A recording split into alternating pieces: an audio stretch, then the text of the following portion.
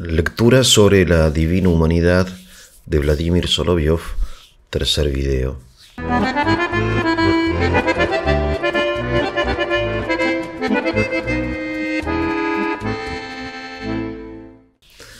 Voy a ir puntualizando algunas ideas que encontramos en este libro, y una de ellas es la que da origen al título de este video: entre el fanatismo y el racionalismo. Entre el fanatismo y el racionalismo se encuentra el pensamiento religioso.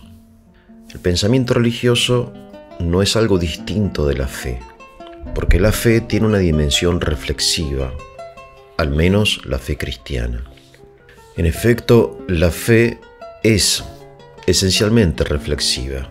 No es que la reflexión o el pensamiento sean exteriores, accidentales, secundarios, contingentes, sino que son esenciales. Sin reflexión no hay fe. Al menos, vuelvo a repetir, la fe cristiana. No hablo de otras religiones en este momento. Y esto lo vemos claramente en el Evangelio cuando Jesús nos mueve a reflexionar y no solamente a creer. Él no viene a imponer su voluntad en forma tiránica. No dice créanme, sino que dice, por ejemplo, en el Sermón de la Montaña, ustedes observen, contemplen, observen las aves del cielo, contemplen los lirios del campo y díganme, fíjense, observen, concluyan, ¿no? Para decir que él no, cuando habla en este caso de la providencia divina, ¿no?, de la paternidad de Dios, no lo hace simplemente usando su autoridad, sino que se remite a las pruebas exteriores que la naturaleza nos da y que están al alcance de nuestra reflexión. Jesús, en muchas ocasiones nos invita no solamente a creer, sino a reflexionar. La parábola del hijo pródigo, por ejemplo, ¿no?, cuando ese joven que, habiendo sido un hijo privilegiado, en un lugar privilegiado, en una casa confortable, ahora se está muriendo de hambre, reflexionó, entró en su corazón, dice Jesús, y pensó, y se comparó, y pensó, dijo, ¿cuántos siervos en la casa de mi padre están y yo estoy aquí? Hizo una analogía, pensó. Lo que más utiliza Jesús es lo que Aristóteles llamaría el principio de causalidad. Es un principio que tiene muchos afluentes, ¿no? Muchas ramificaciones, pero que habla de relación entre el efecto y la causa. Todo efecto tiene una causa, la causa tiene que ser proporcional, el efecto, en fin, un tema enorme de la filosofía. Pero bueno, obviamente Jesús habla de una forma mucho más interesante que Aristóteles. Pues es una forma mucho más plástica, más universal, más cálida. Él dice, el árbol se conoce por sus frutos. No puede ser que un árbol malo dé frutos buenos, un árbol bueno dé frutos malos.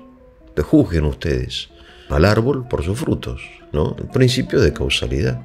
O sea, él todo el tiempo está remitiéndonos a este principio. Y cuando le dicen sus detractores, ¿no?, dicen, ¿vos quién sos?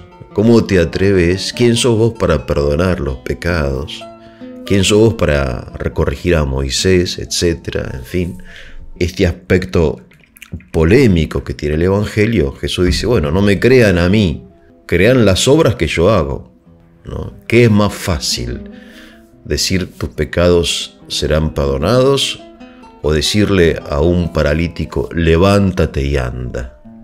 De modo que la fe cristiana, al menos tal como la presenta el Evangelio, aunque trata de misterios que son sobrenaturales y que solamente se pueden acceder mediante un acto de fe, ese acceso está fundado en una prueba, en señales. Bien, acerca de esto es importante tener en cuenta que, vuelvo a repetir, que la fe cristiana es reflexiva. Es reflexiva por varias razones, ¿no? Si no, no sería cristiana, ¿no? Es decir, aquello de San Agustín, Credo ut intelligam, intelligo ut credam, dice él. Creo para entender.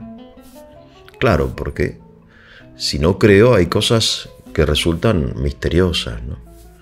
Incomprensibles. Intelligo ut credam, o sea, entiendo el contenido de la fe para creer.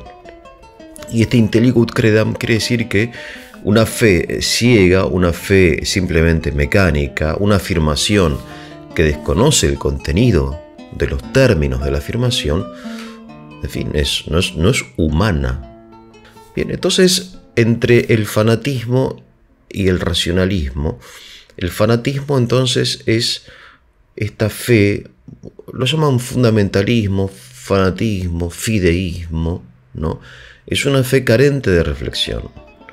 Es una afirmación mediante una autoridad que se impone a nuestra voluntad, o nosotros nos adherimos fanáticamente en una forma irracional, no digna del hombre, inhumana, a contenidos que pueden ser quizá absurdos o quizá no, y los sostenemos a pesar de las evidencias contrarias. Hay evidencias contrarias a esta afirmación, pero estas evidencias no valen de nada, aunque sean evidencias, aunque tengan una luz, porque alguien lo dijo, ¿no? Entonces me aferro a esto, que puede ser ese alguien, o una escritura sagrada, o generalmente es un líder, un pastor, o un líder religioso, uno de estos líderes políticos religiosos islámicos, o qué sé yo. Pero todas las religiones, cuidado, El fanatismo es transversal a todas las religiones. En el catolicismo también hay lugar para el fanatismo, porque es un tema del hombre, ¿no? O sea, uno puede ser fanático aún en cosas que no tienen nada que ver con la religión. Fanático de un equipo de fútbol, ¿no? Y que juega mal, muy mal, y uno lo ve que juega bien, ¿no? Muy bien, muy bien. Claro, un fanático. Fanático deportivo, fanático político. El fanatismo es un problema más bien mental, psicológico, quizás psiquiátrico también, ¿no? Más que religioso, pero en la religión, como dimensión del hombre, no está ausente el fanatismo, ¿no? Al contrario. En fin, la fe no es una luz que encandila, sino una luz que ilumina. La luz de la fe es una luz que viene de arriba y que ilumina la realidad, toda la realidad. Entonces el fanatismo, por otro lado, el racionalismo, que es como la tentación propia de la modernidad, que es reducir la fe a aquello que es accesible en forma natural a la razón humana, ¿no? La expresión quizá más clara del racionalismo es el título de un libro de Manuel Kant, que más que un libro es un conjunto de ensayos, de escritos de él, titulado La religión dentro de los límites de la razón. O sea, no se le puede decir a Kant que no es claro, clarísimo. La religión dentro de los límites de la razón. Bien, pero obviamente la religión dentro de los límites de la razón no es religión, porque la religión supone la comunicación de Dios al hombre y que obviamente, siendo Dios, nos comunica cosas que pueden ser o no accesibles a la razón humana. Porque en el Evangelio tenemos como dos tipos de verdades. Hay verdades que son accesibles a la razón humana, al hombre en general, pero que Dios confirma y ratifica con su autoridad. Vale decir, por ejemplo, los mandamientos: no matar, no robar, no mentir. Uno dice, bueno, ¿hacía falta que Dios nos lo diga? ¿Acaso nosotros no sabíamos que está mal? Sí, obviamente. Todo el mundo sabe, sea creyente o no, que no matar, no robar y no mentir está mal. Bueno, pero ahora, además de saberlo nosotros, viene a ser confirmado con la autoridad divina. O sea, no solamente está mal, sino que Dios lo prohíbe. Es otra cosa. Es lo mismo, pero es otra cosa. Así un montón de cosas, ¿no? Cuando Jesús dice, bueno, no hagas a los demás con lo que no quieres que te hagan a ti, nos está recordando algo que nosotros ya sabemos. Este tipo de cosas, ¿no? Vienen a ser confirmadas, ratificadas por Dios, siendo, repito, accesibles a la razón humana, ¿no? Pero hay cosas que no son accesibles, la Santísima Trinidad, el más allá, ¿no? Los coros angélicos, no sé, la vida sacramental, en fin, los planes divinos no son comprensibles, no son accesibles. Entonces, eso sí que tiene que ser revelado, pero aún acerca de eso se requiere reflexión, ¿no? Es por eso que los santos siempre han intentado reflexionar acerca de la fe, porque es lo humano, ¿no? Es decir, cuando uno ama, busca conocer al ser amado, y quizá en esa búsqueda va avanzando, ¿no? Poco a poco, en fin. Entonces esto de la religión dentro del límite de la razón, o aquello que decía Hegel, ¿no? Todo lo real es racional y todo lo racional es real, ¿no? Que en fin, bueno, este es el problema nuestro, ¿no? de la modernidad, que en la época de Soloviev era muy actual, ¿no? En el positivismo, en fin, que él conocía muy bien. Entonces, para resumir, tenemos como dos extremos, ¿no? Por un lado el fanatismo y por otro lado el racionalismo y el pensamiento religioso, que no es algo distinto de la fe, sino que es una fe reflexionada, mejor dicho, ¿no? Una fe pensada. Es la forma propia en que el cristiano se relaciona con las cosas de Dios.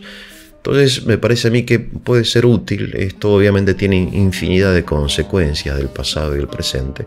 Se lo propongo a su reflexión. Que tengan un muy buen día.